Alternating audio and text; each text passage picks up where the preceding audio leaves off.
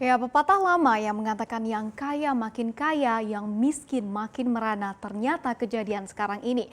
Apalagi di tengah pandemi virus corona yang mematikan mata pencarian banyak orang. Seperti apa ketimpangan antara si kaya dan si miskin di negara kita Indonesia? Saya bahas untuk Anda pagi hari ini di Miris, Jurang Si Kaya dan Si Miskin Makin Dalam.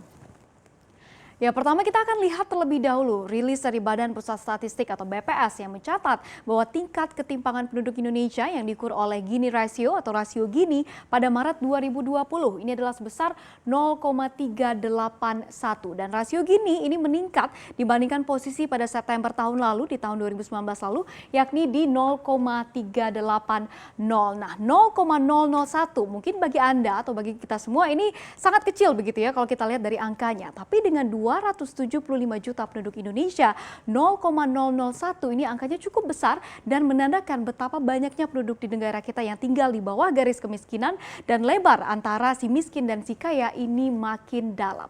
Dan Ketua BPS yaitu Suharyanto ini menyebut bahwa pandemi COVID-19 ini menyumbang terhadap peningkatan ketimpangan ini, di mana Suharyanto menyebut kenapa terjadi karena COVID-19 membuat pendapatan seluruh lapisan masyarakat mengalami yang namanya penurunan. Nah, lantas seperti apa angka kemiskinan di negara kita apalagi di tengah pandemi virus corona ini? Kita lihat di slide berikutnya.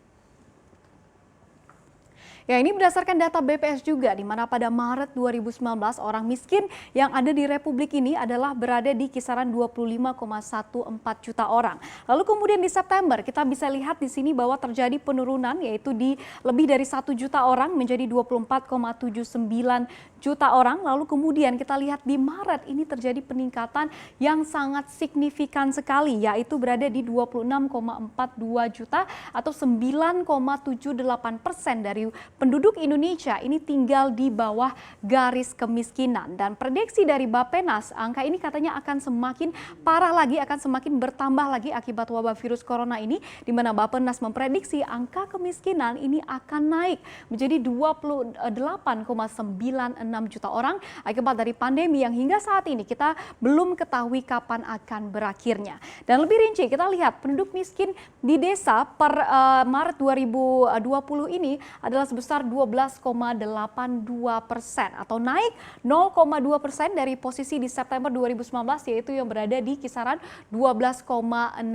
Sementara untuk penduduk di kota-kota besar ini lebih tinggi lagi ternyata peningkatannya kalau kita lihat di data ini yaitu di 0,7% menjadi 7,38% dibandingkan posisi pada September 2019 yaitu berada di kisaran 6,58% akibat dari pandemi virus mematikan ini. Walaupun kita ketahui begitu ya peningkatan ini terjadi di tengah pemerintah yang telah mengeluarkan stimulus jumbo bernilai ratusan triliun rupiah begitu ya. Nah, seperti apa stimulus yang telah dikeluarkan oleh pemerintah? Kita lihat di slide berikutnya.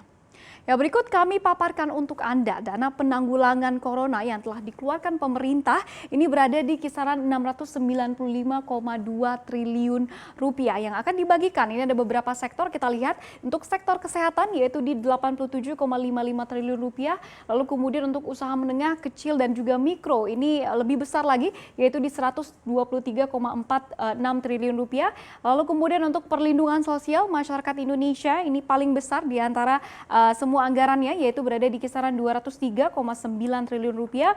Lalu kemudian untuk kementerian dan juga pemerintah daerah ini di atas 100 triliun rupiah juga anggarannya yaitu di 106,11 triliun rupiah. Dan untuk insentif usaha di mana kita ketahui banyak sekali usaha baik yang kecil, menengah, besar ini semuanya terdampak, ini juga akan diberikan insentif usaha yaitu senilai 120,61 triliun rupiah.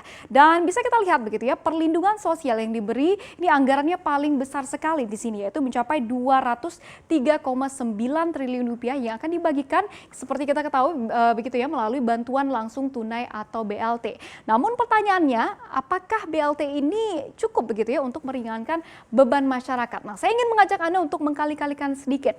Kalau kita mengutip dari data BPS begitu ya, seseorang dinilai miskin atau di bawah garis kemiskinan jika mempunyai pendapatan sebesar 440.000 per kapita per bulan bulannya. Dan menurut BPS, satu rumah tangga miskin ini rata-rata memiliki 4,58 anggota dalam satu rumah tangga miskin. Yaitu ini berdasarkan data dari September 2019. Dan kalau kita kalikan begitu ya 440.000 tadi dengan 4,58 anggota, maka secara kotor pengeluaran rumah tangga miskin per bulannya rata-rata ini berada di kisaran 2,02 juta rupiah. Sedangkan bantuan yang diberikan oleh pemerintah, sekali lagi saya boldkan untuk Anda, ini berada di kisaran 600.000 per keluarga per bulannya. Inilah yang menjadi pertanyaan begitu ya, karena kalau kita menghitung menggunakan data-data yang ada saat ini, jumlah inilah seharusnya yang layak dipertimbangkan begitu ya untuk menjadi nominal dari BLT. Jangan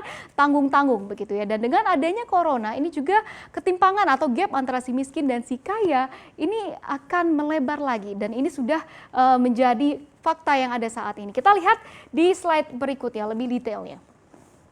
Ya, fakta yang miris memang karena menurut Forbes 50 orang terkaya atau Crazy Rich Indonesian ini memiliki setengah aset nasional Indonesia, yaitu di 1.870 triliun rupiah atau sekitar 129 miliar dolar Amerika Serikat.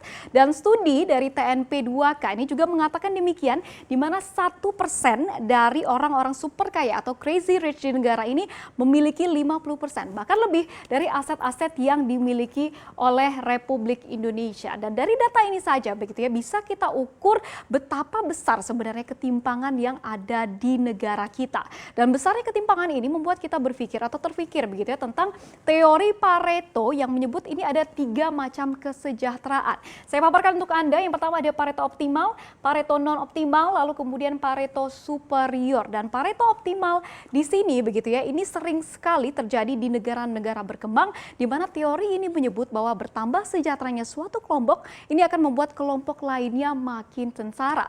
Inilah yang membuat pertanyaan, apakah ini begitu ya yang terjadi di negara kita ketika si kaya makin kaya, si miskin makin merana. Dan apa yang upaya dilakukan oleh pemerintah ke depannya untuk mempersempit jurang antara si miskin dan si kaya.